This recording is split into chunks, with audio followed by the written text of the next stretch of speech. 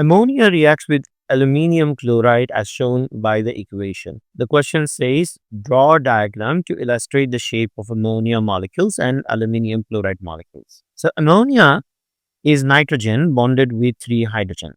Since it is nitrogen bonded with 3 hydrogen, nitrogen is a group 5 element. Nitrogen is a group 5. So it has 5 electrons in the outer shell. Now sharing 3 electrons with each of the hydrogen, sharing 1 electron each with 3 of the hydrogen, the nitrogen has shared 3 electrons with 1 lone pair to spare. So the bond angle here between the NH and NH would be 107. The reasoning for this is there are 3 bond pair and 1 lone pair. 3 bond pair, 1 lone pair gives 107 bond angle. The molecule in this case would be trigonal. Now, in our diagram, we are to include lone pairs and electrons that influence the shape and indicate the values of bond angles. So, the shape is pyramidal because it sits like a pyramid. And then since the pyramid has 3 foots, so it will be trigonal pyramidal. Now, the next one in the molecule is aluminium chloride. Aluminium is a group 3 element and it is a metal. However, it forms covalent bonding with chlorine. So, aluminium, having 3 electrons in the outer shell, forms 3 covalent bond with chlorine as follows. Now, this compound, as you can see, aluminium after sharing 3 electrons cannot fulfill 8 electrons in the outer shell. However, it doesn't even have any lone pair. So, it will have a maximum bond angle of 120, and the reasoning will be 3 bond pair with 0 lone pair, and the shape of the molecule will be planar. Now, an extra bit of information regarding this particular question, because this question has a high repeatability with the compound that it is forming, which is ammonium chloride. So, remember that this is extra information not included with this particular question. We do not have to write it as a part of the answer. So, here is the thing. Ammonium chloride, the ammonia molecule that is bonded with 3 hydrogen has 107 bond angle individually. And the aluminium chloride, the aluminium has 120, as we have already discussed. However, when they get a chance, they will bond together in a dative covalent bond, and the structure is going to look like this. Because aluminium being electron deficient, it gives it the ability to bond with ammonia in this fashion. So the lone pair in the nitrogen would share as a dative covalent bond towards aluminium. Now, previously this one was 107, but the bond angle will now increase to 109.5 because now it has 4 bonds. Previously this was 120, and the bond angle will now decrease to 109.5 because now it has 4 bond pairs. So the reasoning in each of them would be 4 bond pair with 0 lone pair. Since there is 4 bond pair with 0 lone pair, that's why the molecule will have 109.5 tetrahedral from the central aluminium and nitrogen's part. Name the type of bond formed between nitrogen and aluminium in NH3Cl3 and explain how this bond is formed. So, guys, as you can see, the question has repeated in the next page. The type of bond formed between them, as we have seen already, was a dative covalent bond, and it was the nitrogen that shared both of the electrons. So, we'll say the shared pair of electrons came from nitrogen in NH3.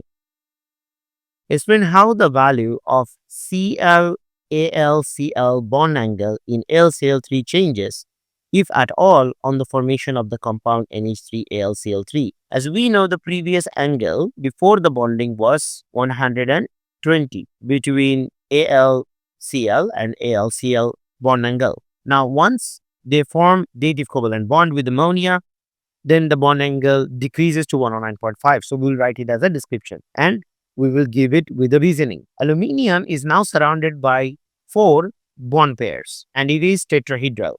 Therefore, the Cl-AlCl bond angle decreases from 120 to 109.5 in NH3AlCl3.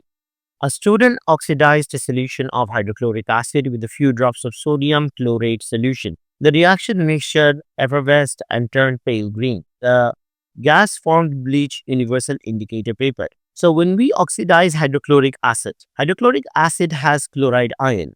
Oxidizing hydrochloric acid causes the release of chlorine, and that's how it gets oxidized. The reaction mixture effervesced and turned pale green. Pale green is the indication of chlorine gas, aqueous chlorine being formed. The gas formed bleach universal indicator paper, which is also the test for chlorine presence. Now, the question says write a half ionic equation for the oxidation of chloride ions. Well, guys, we already have written this here. Let's just copy and paste it. Then the question says write a half equation for the reduction of chloride ions to chlorine in acidic condition. So, chloride ion is ClO minus, and then in acidic condition, it will turn into chlorine. It will be a reduction. There will be a need of electron. So, we will write all of this. It will produce chlorine and it will produce water. We will balance the equation. Again, notice how the information is extracted. First of all, the question says chlorate ion, which is ClO minus. It turns to chlorine, which is the product. In acidic condition means one of the reagent is H plus ion. And since it is a reduction, then there must be an addition of electron. After all of these things are written, we can then balance it. So how to balance it? Because we need to make chlorine. So 2 ClO minus will be needed, and then that would be releasing 4 oxygen. Sorry, that would be releasing 2 oxygen. 2 oxygen would be producing 2 water. Now, that would require 4 hydrogen ion. So 4 would be the hydrogen ions balancing. Now, the amount of electron needed, we can determine. Cl2 has a oxidation state of 0, whereas ClO minus, chlorine has oxidation state of +1. How do we determine it? Because the whole compound, oxygen has a oxidation state of -2. The whole compound has a charge of -1. So chlorine must be +1. Now, going from +1 to 0, it needs to gain 1 electron. But since there are 2 of them, so it needs to gain 2 electrons. So 2e would be there for balancing. So 2 ClO minus 4H plus 2 electron produces CO2 plus 2H2O would be the overall half equation. Now the question says write a overall equation for the reaction of chloride ions with hydrochloric acid. Since it involves chloride ions, so we will write down ClO minus. Since it involves hydrochloric acid, where the hydrochloric acid is dissociated, and hydrogen ion and chloride ion, we have written the two equations separately. Guys, just remember when this equation comes like this, the left hand side of whatever we have written before will just be in the left hand side. Just remember not to include the electron, but however, I'll show you a technique where you can include the electron and then later on you can cut it off to get the whole equation. So here is the thing. The 2 electron needed for the process is added. Once the process is done, we have to understand to provide 2 electron, we need 2 chloride, and 2 ClO minus would be needed with 4H plus. And this would give us Cl2 twice. One Cl2 coming from here and the other Cl2 coming from here. See, one party gave electron, the other party took the electron. And then it would produce 2 H2O and release 2 electrons. Since the 2 electrons are present in both sides, we can then just simply remove it. Now, of course, if you're writing with a pen, you can cut it off and eliminate it, or you may just choose not to write it in the first place, or you can do it with a pencil for the electron part. A solution of sodium chloride 1 was added to a colorless solution of potassium iodide, such as what is observed. This is an interesting question because here we have chlorate, which is ClO minus, chloride 1, and we have potassium iodide, which contains I minus ion. So the chlorate will take electron and oxidize the iodide, and it will convert it into iodine. So we will say the solution goes brown due to the iodine produced, and iodide gets oxidized. So the solution goes brown is 1 mark, and due to iodine is our second mark. And then we would say because iodide is oxidized to iodine. A student was given, just let's make an attempt to understand how this particular process occurs. So ClO minus reacts with the I minus in presence of H plus ion. I minus is the provider of electron, just like the way how the reaction of ClO minus with the chloride ion.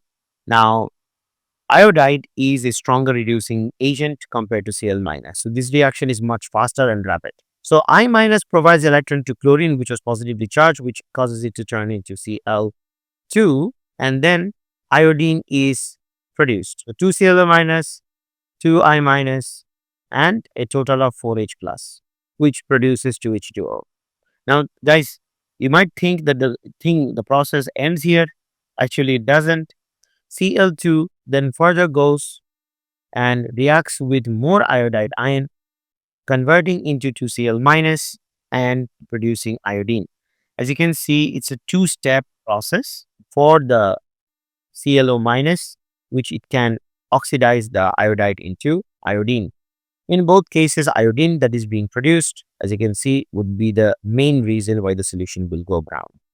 A student was given a powder made from a mixture of anhydrous barium chloride and anhydrous magnesium chloride. The student dissolved 1.056 gram of the powder in water in a conical flask, and an excess of sulfuric acid, a white precipitate formed and filtered off, washed and dried. The mass of this solid was 0.764. So let us understand this particular question.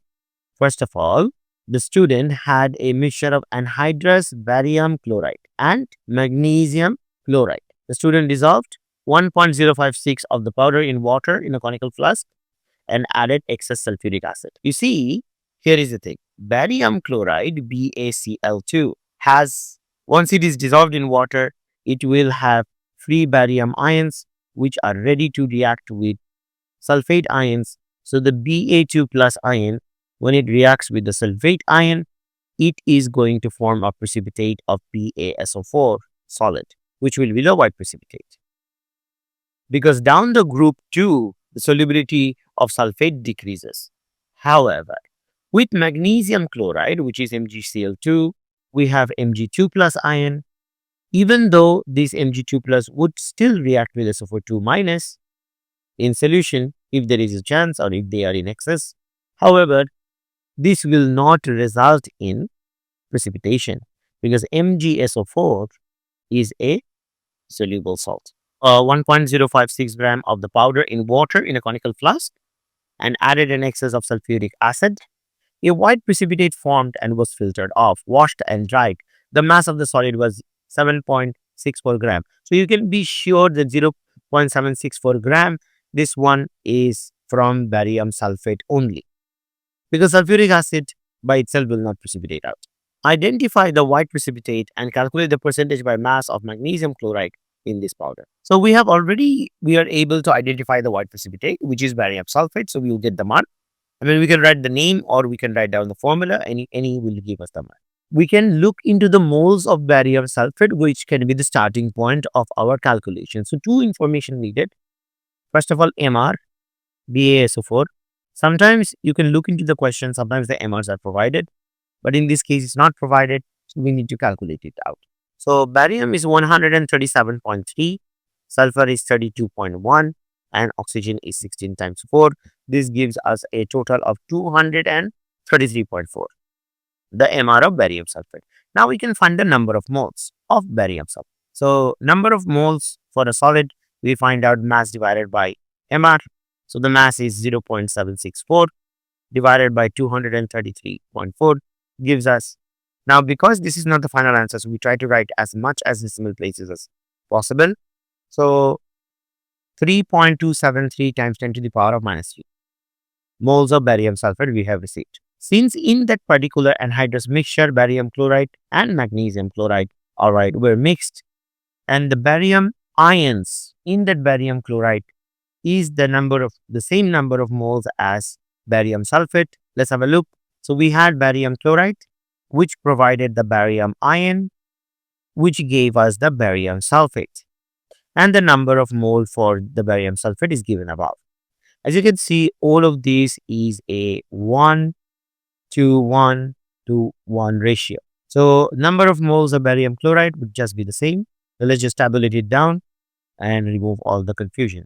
3.273 times 10 to the power of minus 3. Now, we will also need the MR of BaCl2. Again, guys, if the question already provides the MR, then we will not need to do it. However, in this question, it doesn't. So, 137.3 plus 35.5, which gives us 208.3. Now, with that in mind, we can find out the mass of BaCl2.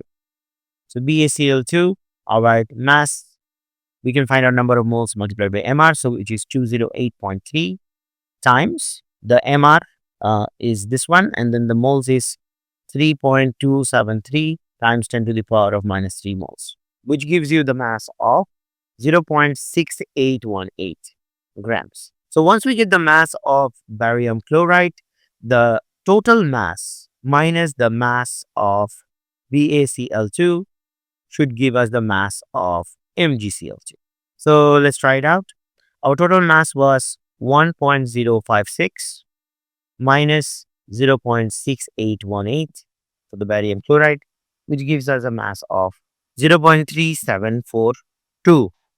Since our question asked us that calculate the percentage by mass of magnesium chloride in the powder, so we can do it percentage by mass MgCl2 equals to 0.3742, total mass of the 1.056 times 100. This gives us an approximate 35.4%. Pretty significant figure. All right, guys, we're done with the section A. Now looking forward to in section B.